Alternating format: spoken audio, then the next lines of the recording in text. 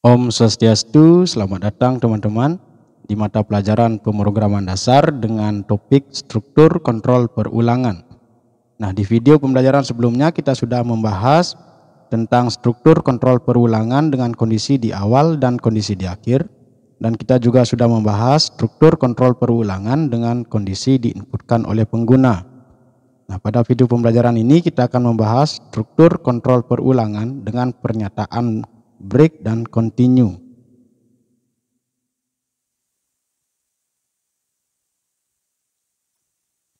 Pada saat kita menggunakan struktur perulangan, seringkali kita dituntut untuk melakukan peloncatan atau lompatan statement.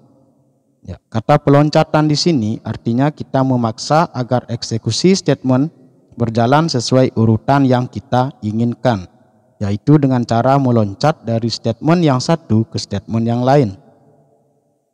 Peloncatan statement biasa digunakan agar program yang dibuat tidak terjebak pada perulangan tak terhingga, atau untuk mengeluarkan proses pengeksekusian dari dalam pernyataan if, for, dan lainnya agar kembali ke pembacaan baris yang diinginkan. Dalam bahasa pemrograman C++, terdapat 4 pernyataan yang dapat digunakan untuk melakukan peloncatan. 2 diantaranya yaitu break dan continue. Break dan continue merupakan struktur kontrol yang dapat berdiri sendiri menggunakan blok pernyataan. Break dan continue biasanya digunakan dalam sebuah perulangan. Ya, kita masuk ke pernyataan break. Pernyataan break digunakan untuk menghentikan perulangan. Ya, biasanya penggunaannya dikombinasikan dengan struktur percabangan if untuk menghentikan perulangan ketika memenuhi kondisi tertentu. Semua pernyataan yang ditulis setelah break tidak akan dikerjakan apabila kondisi untuk melakukan break terpenuhi. Jadi pernyataan break berfungsi untuk menghentikan proses perulangan baik itu for, while, dan do while, sehingga program akan langsung meloncat ke statement yang berada di bawah blok perulangan yang bersangkutan atau sesudah akhir dari blok perulangan. Jadi pernyataan break biasanya digunakan untuk menghindari proses perulangan yang sebenarnya sudah tidak diperlukan lagi. Sebagai contoh, kita akan membuat program yang dapat menuliskan teks belajar pernyataan break sebanyak 10 kali. Namun perlu untuk diperhatikan bahwa di sini kita akan memaksa proses perulangan dengan mendefinisikan kondisi yang selalu bernilai benar sampai 50 kali perulangan. Ya, struktur perulangan yang kita pilih untuk menjawab kasus ini adalah struktur for. Jadi untuk itu mari kita ke kode editor yang digunakan.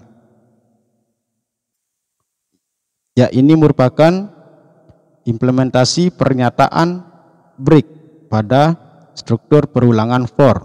Nah, di sini kita mendeklarasikan variabel i dengan tipe data integer dan kita men-setting atau mendeklarasikan nilai akhirnya adalah 50. Ya, jika secara normal program ini dijalankan, maka akan mencetak sebuah pernyataan sebanyak 50 kali.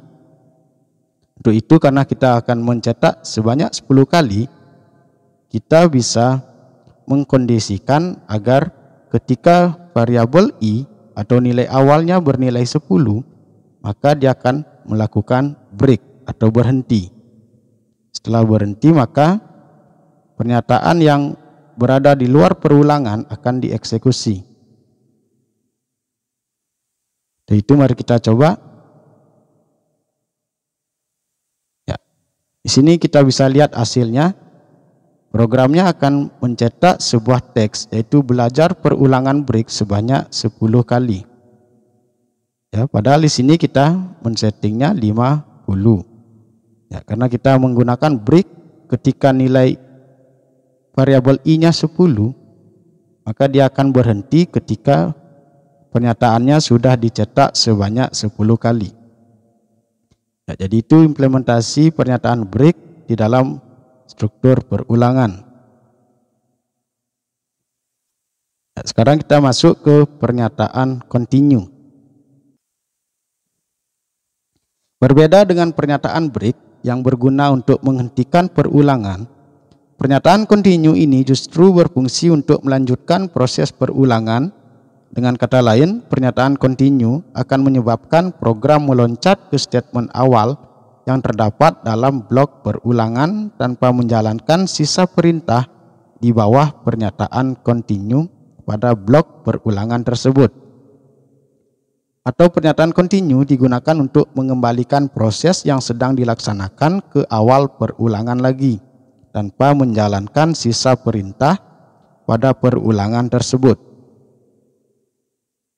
Pernyataan continue akan menyebabkan proses perulangan dilanjutkan dengan mengabaikan pernyataan-pernyataan yang ditulis setelah pernyataan continue tersebut. Untuk memahami penggunaan pernyataan continue pada struktur kontrol perulangan, mari kita coba buat sebuah program di mana di dalamnya terdapat penggunaan struktur perulangan yang menggunakan pernyataan continue. Nah, jadi untuk itu mari kita ke kode editor lagi. Nah, ini merupakan contoh implementasi pernyataan continue di dalam struktur perulangan. Ya. Pada program ini, ketika nilai I itu adalah 0, 4, 5, dan 8, maka program akan mengeksekusi pernyataan continue, sehingga program akan melanjutkan proses perulangan dengan mengeksekusi indeks nilai I yang berikutnya.